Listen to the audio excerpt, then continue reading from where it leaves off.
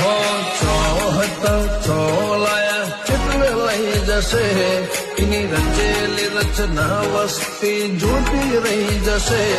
અમને દેવોની ચાહના એટલે મળી લોક ચાહના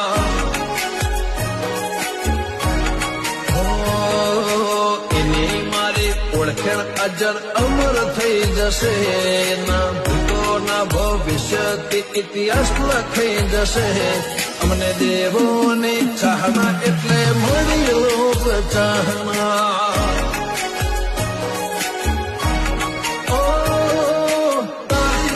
હાજરીથી અમારી હાજરી ભરા